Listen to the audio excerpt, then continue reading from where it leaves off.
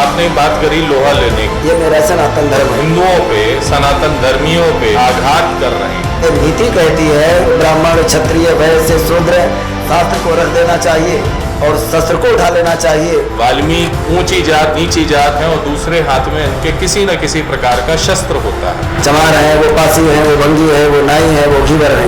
यद्यपि हम तरक्की की ओर नहीं बढ़ सकते। विश्वास के ऊपर ठेस पहुंचने का काम होता है। जब माता और पिता ही सुसंस्कारित नहीं होंगे तो बच्चे कब सुसंस्कारित होंगे।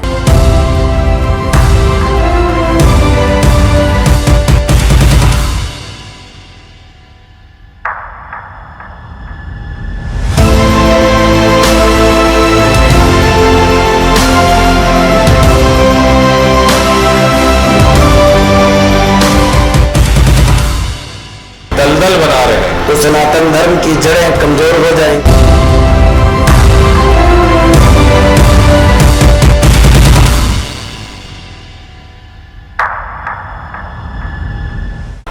नमस्कार दोस्तों, कैसे हैं आप सब? आप सबका बहुत बहुत स्वागत, बहुत बहुत अभिनंदन। आप सबके बीच में मैं मयंक श्रीवास्तव आज आ रहा हूँ हमारे परम पूजनीय आचार्य शिव तीर्थ जी, जो आज लुधियाना के वेद मंदिर से हमारे पास यहाँ लखनऊ पधारे हैं। तो आज हम लोग उनके साथ कुछ महत्वपूर्ण धार्मिक विषयों पे जानकारी प्राप्त करना चाहेंगे। सर्वप्रथम महाराज जी, आपका बहुत बहुत स्वागत। आपने अपना अमूल्य समय निकाला हमारे लिए।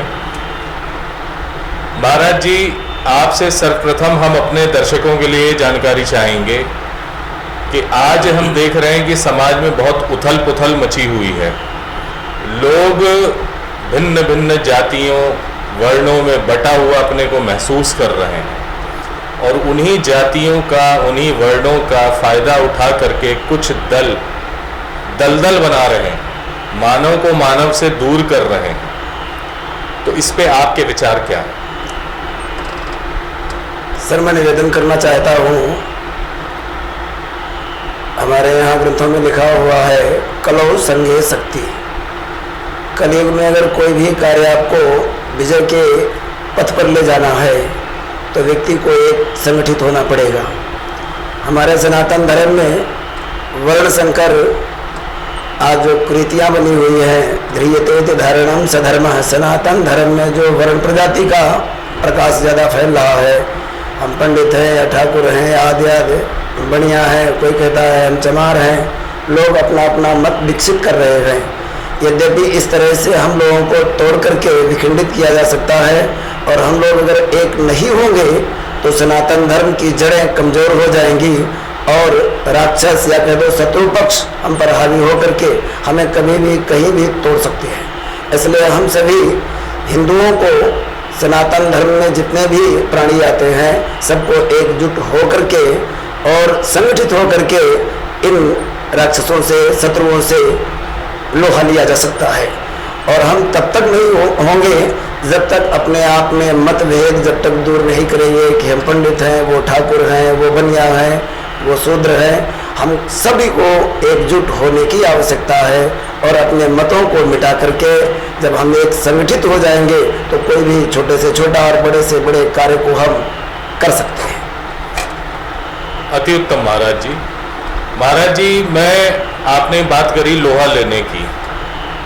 हमारी सनातन संस्कृति कहती है कि वसुधैव कुटुंबकम, यानी पूरी सृष्टि एक कुटुंब, एक परिवार की तरह है। इसका अर्थ जहाँ तक मैं समझ पा रहा हूँ ये है कि जब सारी सृष्टि एक परिवार है तो हम सभी मानव एक दूसरे के बंधु बांधव हुए। पर आज देखा जा रहा है कि विभिन्न धर्म के अनुयायी, विभिन्न मतों के अनुयायी, विभिन्न पंथों के अनुयायी हिंदुओं पे, सनातन धर्मियों पे किसी न किसी प्रकार से आघात कर रहे हैं। यद्यपि वो हमारे भाई हैं, हमारे बंधु हैं, उस जगह हमारा सनातन धर्म हमको किस प्रकार से पथ उज्जवल करेगा हमारा? सबसे पहले तो ये व्यक्ति को सोचना चाहिए, हमारे यहाँ सनातन धर्म की जो जड़ है, जो शाखा है, शाखा पे अगर हम जल डालते हैं तो आनंद नहीं आएगा। अगर उस शाखा को सजीव रखना है तो जड़ माने मूल को हमें सींचना पड़ेगा। हमारे यहाँ जो सनातन धर्म है ये ध्रियते इत धर्म ध्रियते इत धारणाम सधर्म है, जो हमको हर पग पर हमें जीने की कला एवं शिक्षा देता है, ये मेरा सनातन धर्म है। और जो लोग आज अलग अलग जैन हो, सिख हो, आर्य हो, बौद्ध हो, अन्य जितने भी मत हैं, इनको हम धर्म नहीं मानते, ये हैं मत। और मत उसे कहते हैं जो व्यक्ति 10 लोग मिल करके एक नए वस्तु का निर्माण कर दें, 10 लोगों की सहमति से एक नए मत का निर्माण कर दें, वो धर्म नहीं माने गए हैं, वो मत माने गए हैं। और उन मतों ने हमारे सनातन धर्म में कुछ व्यक्तियों को अपने में मिला लिया, धन का प्रलोभन दिया या उनको किसी भी तरह से अपनी ओर खींच करके उसमें मिश्रित कर लिया, जिसकी वजह से ये विखंडन पैदा हुआ है। हम चाहते हैं कि हमारे यहाँ की जो मूल संस्कृति है, जो मूल हमारा इतिहास है, वो अगर हम सबसे लगा रहेगा और हमें उनके अंदर जो कुरीतियाँ पैदा होती है, आजकल के समय में जो ही एक पल्लो पा गया, अच्छा अपना मत लेकर के अलग अपना राग लाप रहा है, ये उन कुरीतियों को मिटाने के लिए सनातन धर्मी अवलंबियों को एकजुट होकर के और ये जो मत है, जो आहार है, व्यवहार है, युक्त आहार विहार से व्यक्ति को अपने सबसे पहले भोजन पर कंट्रोल करना चाहिए। जैसा आप अन्न ले रहे हो वैसा शरीर में रक्त का निर्माण हो रहा है, और जब वैसा रक्त का निर्माण होगा तो तुम्हारी दृष्टि भी वैसे ही हो जाएगी, और जब दृष्टि तुम्हारी होगी तो सृष्टि तुम्हारी वैसे ही हो जाएगी। इसलिए हम लोगों को एक मत होने के लिए अपनी मूल संस्कृति को, अपनी मूल तनावों को, अपनी मूल जड़ों को और अपने पूर्वजों के इतिहास को स्वाध्याय करना पड़ेगा और उनके सानिध्य में बैठ करके उस पर विशेष चिंतन करने की आवश्यकता है। अगर ऐसा हम लोग चिंतन करेंगे तो जो हमारी चिंताएं हैं वो स्वतः सुलभ होती चली जाएंगी। आज के समय में जैसे अनेक लोग मठ मंदिरों और गुरुद्वारों के ऊपर कुठाराघात करते हैं, साधु महात्माओं पे जो लोग टीका टिप्पणी करते हैं, यद्यपि ऐसा नहीं करना चाहिए। और हमारी हर एक संस्कृति पर आप देखिए, हमारे हिंदू सनातन धर्म की कुरीतियाँ कैसे लोग फैला रहे हैं। आजकल कोई भी प्रोजेक्ट निकलता है तो देवी देवताओं के नाम से उसको विकसित करते हैं, यद्यपि उसमें हमारे सनातन धर्म का उपहास हो रहा है। उसका विखंडन करना चाहिए और हम सभी सनातन धर्मियों को एकजुट होकर के इसका विरोध करना चाहिए, क्योंकि हमारे यहाँ न कोई छोटा है और न कोई बड़ा है। हमारी नज़रों में और हमारे सनातन संस्कृति में सब वसुधैव कुटुंबकम है। सबकी दृष्टि और सबका विकास एक जैसा होना चाहिए। अगर उन विचारों में हम लोग रहेंगे तो हमारे सनातन धर्म का विकास होता रहेगा। बहुत सुंदर बात कही महाराज जी ने, और इस बात पे मैं और जोर डालना चाहूँगा क्योंकि हमारे यहाँ दीपावली समीप है और दीपावली पे पटाखे फोड़ने का रिवाज रहा है, एक लंबे अरसे से रहा है। और उस पे हमने कई बार देखा है कि देवी देवताओं का नाम ही नहीं, देवी देवताओं के चित्र भी अंकित होते हैं उन पटाखों के ऊपर। और उस पटाखे को जलाने के, फोड़ने के बाद वो पटाखे के जले हुए चित्र देवी देवताओं के सड़कों में, नालियों में, लोगों के जूते चप्पलों के कदमों के नीचे आते हैं। तो इससे एक आस्था के, विश्वास के ऊपर ठेस पहुंचने का काम होता है। महाराज जी, आपसे मैं अगला प्रश्न ये पूछना चाहूँगा कि जिस प्रकार हम बचपन से लेकर के आज तक देखते आए हैं, हमारे सभी देवी देवताओं, चाहे स्त्री हो या पुरुष हो, स्त्री और पुरुष तो खैर देवी देवताओं को हम एक अंगीकार करते हैं एक स्वरूप में, लेकिन उनके हाथों में एक तरफ वर मुद्रा होती है जिससे वो वरदान दे रहे होते हैं और दूसरे हाथ में उनके किसी न किसी प्रकार का शस्त्र होता है। और हमारी पौराणिक सभ्यता, हमारी जो गुरुकुल पद्धति थी, उसमें भी विद्यार्थियों को शस्त्र और शास्त्र दोनों की शिक्षा परस्पर बराबरी से दी जाती थी। तो आज उस प्रकार की शिक्षा से हम विहीन दिख रहे हैं। और आज के माहौल में आप क्या बताना चाहेंगे हमारे दर्शकों को कि शस्त्र और शास्त्र दोनों को साथ लेकर के चलने की उपयोगिता या प्रासंगिकता क्या है? श्रीमान जी, मैं पुनः निवेदन इस बात से करना चाहता हूँ कि हमारे यहाँ जो ऋषि लोग हुए हैं, उन्होंने शास्त्र और शस्त्र और साइंस तीनों का समन्वय किया है। उदाहरण के तौर पे हमारे यहाँ जितने भी देवी देवता हुए हैं, जैसे हनुमान जी के हाथ में गदा है, भगवान भोलेनाथ के हाथ में त्रिशूल है, माँ जगत जननी के हाथ में खड्ग भी है, सुदर्शन भी है, भगवान विष्णु के हाथ में सुदर्शन चक्र है, ब्रह्मा के हाथ में ब्रह्मास्त्र है और इंद्र के हाथ में वज्र है। इन सभी देवी देवताओं ने देश की रक्षा, समाज की सुरक्षा करने के लिए समय समय पर जब लोगों के मन मस्तिष्क बिगड़ जाएं तो व्यक्ति को शास्त्र की आवश्यकता होती है। सद्गुरुओं की शरण में बैठ कर के शास्त्र का चिंतन करना चाहिए। और जब हमारे यहाँ विदेशी हुक्मों का राज्य हुआ, उन लोगों ने आकर के जब आक्रमण किया तो शास्त्र को रख देना चाहिए और शस्त्र को उठा लेना चाहिए। जब तुम शस्त्र उठा लोगे तो हमारे देश की सुरक्षा होगी, जिसमें हम सब लोग सुरक्षित रहेंगे। भगवान भोलेनाथ हमारे देश की सुरक्षा करने के लिए उत्तर, दक्षिण, पूरब और पश्चिम चारों दिशाओं में त्रिशूल लिए हुए विराजमान है। केदारनाथ में भगवान भोलेनाथ केदारनाथ के नाम से जाने जाते हैं।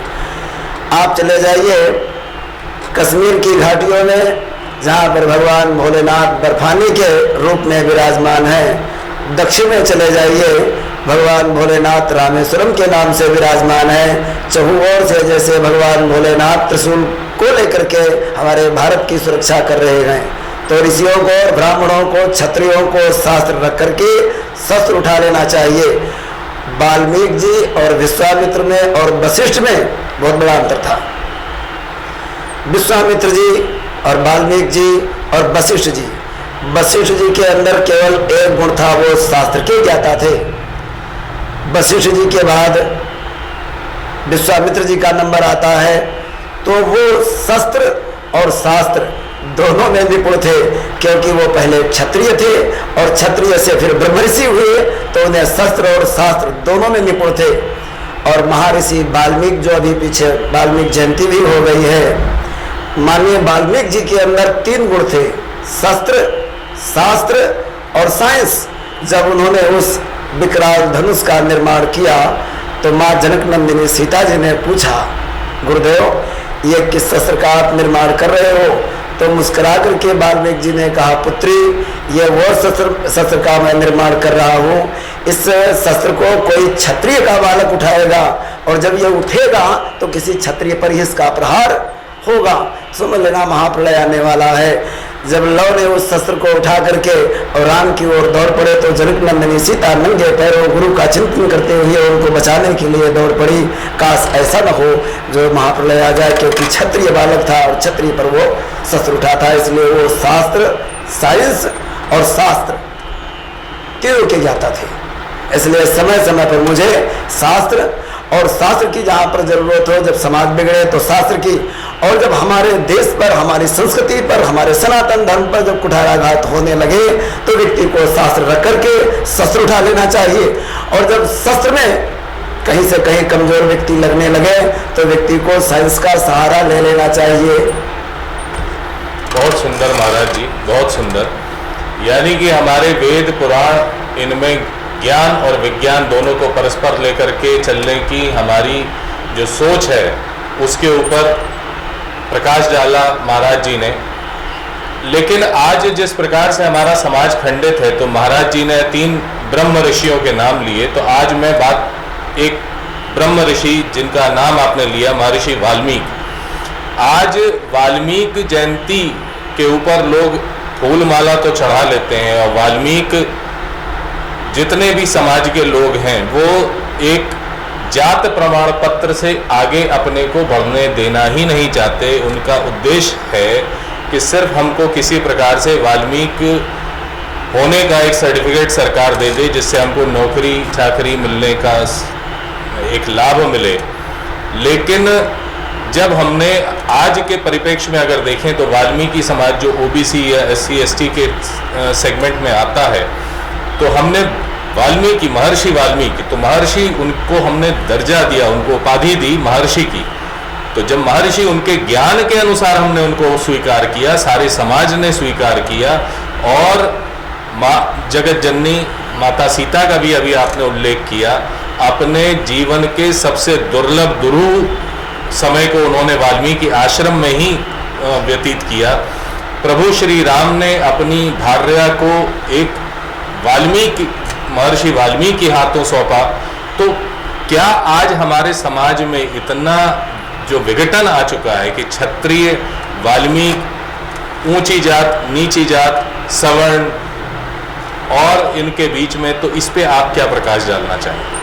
मैं पुनः निवेदन करूंगा बाबू जी कि जो जाति भेद है, वर्ण भेद है, ये केवल यहीं तक सीमित है। यद्यपि भगवान राम ने इन बिंदुओं पर विचार न करते हुए सबको एकांकी किया है।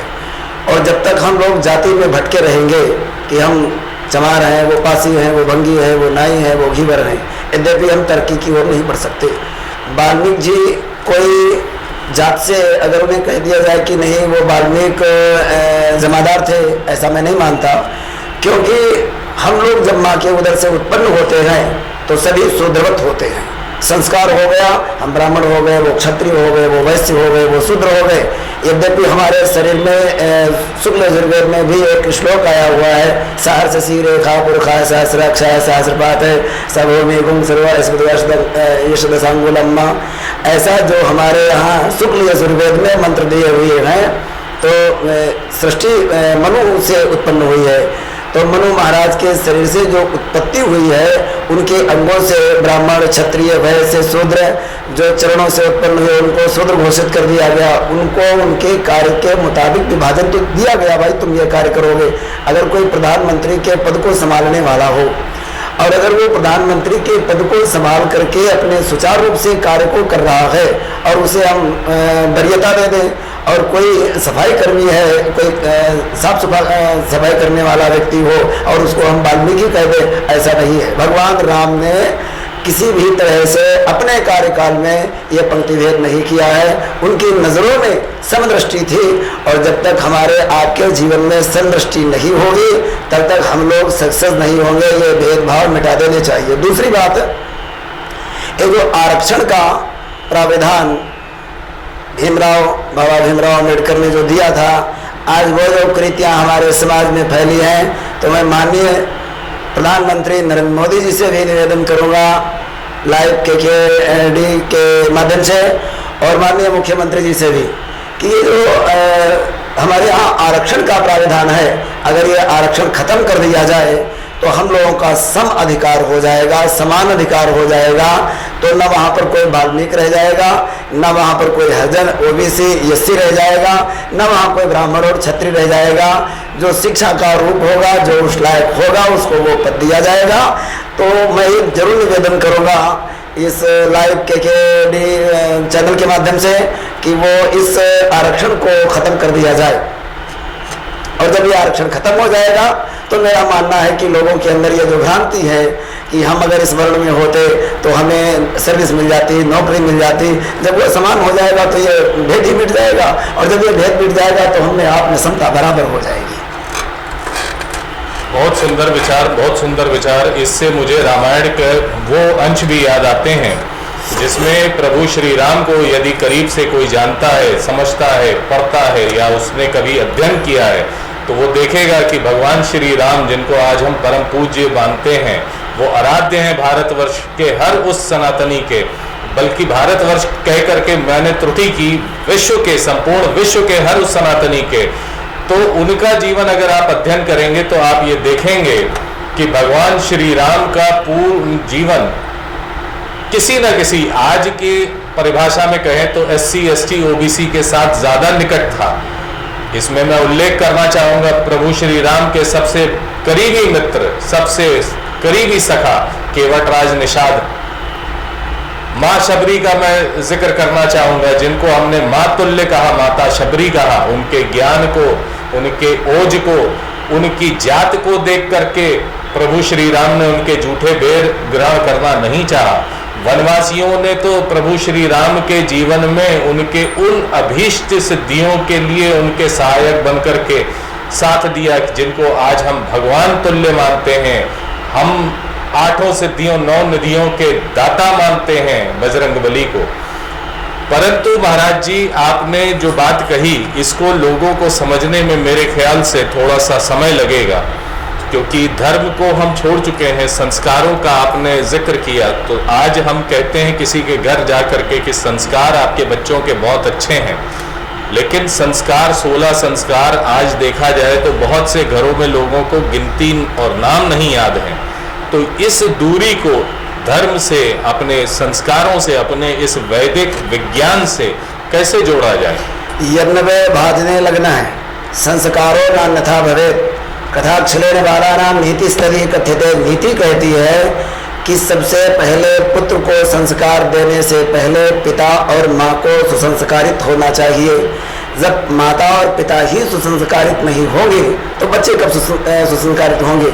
आजकल मैं देखता हूँ कि घरों में माँ को अपने बच्चे को गोद न लेना पड़े, बच्चे को उसे खिलाना ना पड़े और मोबाइल में गेम लगा करके बच्चे को दे दिया।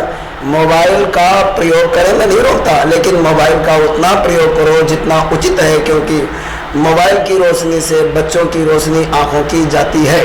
अपने बच्चों को अच्छी शिक्षा देने के लिए तुमको समय समय पर सत्संग करने की आवश्यकता पड़ेगी। अगर मन में यह विचार किया जाए कि मेरे मन में कोई विकार नहीं, किसान खेत में बीज बोता है, फसल समय पर उगेगी, लेकिन फसल में कोई रोग न लगे इसलिए उसको समय समय पर निराई करनी पड़ती है, जल की सिंचाई करनी पड़ती है और समय समय पर खाद और पानी भी देना पड़ता है। यद्यपि इसी तरह माता पिता को अपने बच्चों को संस्कारित करने के लिए गांव हो, नगर हो, शहर हो, मठ हो, मंदिर हो या गुरुद्वारे हो या चर्च हो, उनमें जाकर के और जो अक्षय विद्वान हो उनके दिव्य प्रवचनों को सुनना चाहिए और सुनाना चाहिए, क्योंकि संस्कार संतों की शरण में, विद्वानों की शरण में ही मिलेंगे। उदाहरण के तौर पर हिरण्यकश्यपु, जब उसका भाई हिरण्याक्ष मारा गया और कयाधु गर्भवती थी, इंद्र ने आक्रमण किया तो कयाधु संतों की शरण में देवर्षि नारद का सानिध्य प्राप्त करके ऋषियों के आश्रम पर रही और हिरण्यकश्यपु के अन्य बेटे जो थे वो राक्षस प्रवृत्ति के हुए और संतों की कृपा ऐसी हुई जो चौथा बेटा इसका हुआ वो भगवत भक्त हुआ। अपने बच्चे को अगर सुसंस्कारित तुम्हें बनाना है तो मठ मंदिरों में, गुरुद्वारों में और सत्संग का समय समय पर तुमको प्रभाव डालना ही पड़ेगा। सत्संग में जाओगे तो अगर 10 बातें सुनते हो तो 10 तो नहीं याद होंगी, लेकिन एक बात जरूर तुम्हारे और तुम्हारे बच्चे के ऊपर प्रभाव डालेगी। आज नहीं तो कल और कल नहीं तो परसों वो बच्चे का जीवन उज्जवल और भविष्य हो जाएगा। इसलिए समय समय पर व्यक्ति को संस्कारों को प्राप्त करने के लिए अपने घर में ही शाम को बैठिए। कलयुग के राजा है न्यायाधीश शनिदेव, एक सुंदर हनुमान चालीसा का पाठ करना चाहिए और एक नित्य प्रति शनि चालीसा का पाठ करना चाहिए।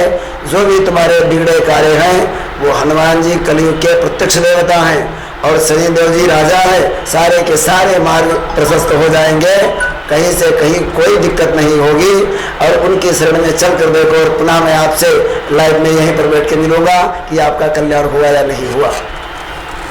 बहुत सुंदर, बहुत सुंदर। वास्तव में हमारे यहाँ चिरंजीवी अगर कुछ लोगों को कहा गया है तो उनमें आज की तारीख में सबसे उल्लेखनीय नाम आता है बजरंगबली का, प्रभु हनुमान का। 8 सिद्धियों, 9 निधियों को उन्होंने अपने पराक्रम, अपने पौरुष, अपने बल से अर्जित किया और आज की तारीख में उतना बड़ा ज्ञान तो मैं नहीं दे सकता, ना मैं इसके लिए हकदार हूँ। इस ज्ञान के लिए आप सभी लोग महाराज जी या महाराज जी के समानांतर जो भी आपके पास ज्ञानी ध्यानी आपके निकट हो जिससे आप संपर्क कर सकें, अपने बच्चों में, अपने घर में, अपने परिवार में अच्छे संस्कारों को डालने के लिए आप मंदिरों का जरूर एक नियम बनाए कि जीवन में रोज हमको एक बार दर्शन करने जाना है। यदि रोज न संभव हो तो हर दूसरे दिन या सप्ताह में एक बार जरूर जाएं। रस्मों को, रिवाजों को सिर्फ इसलिए न मनाएं कि वो हमारे घर में हमारी सास, हमारी ससुर या हमारे बड़े करते आ रहे हैं इसलिए हम कर रहे हैं। उसके पीछे के निहित वैज्ञानिक दृष्टिकोण को भी जानने की, समझने की चेष्टा करें। अपने बड़े बुजुर्गों से, अपने करीब, अपने समीप जो ज्ञानी हैं, ध्यानी हैं, उनसे जरूर पूछें कि इस काम को करने के लिए इसके पीछे का छुपा हुआ कारण क्या है। वो जरूर आपको, मुझे आशा है कि बताएंगे और आपका ज्ञान और आपकी आस्था और बलवती होगी। हमारे बीच में इसी प्रकार के ज्ञान और विभिन्न उपक्रमों के लिए, संपर्क के लिए हमें केडी पे देखते रहें, समझते रहें और हम नित्य प्रति आपके पास आते रहेंगे और इसी प्रकार के ज्ञानवर्धक एपिसोड्स आपके लिए लेके आते रहेंगे। महाराज जी आप आए, इसके लिए बहुत बहुत धन्यवाद। हमारे साथ जुड़े रहने के लिए सब्सक्राइब करें हमारा चैनल केकेडी न्यूज और हमारी वीडियो अपडेट्स के लिए दबाएं बेल आइकन।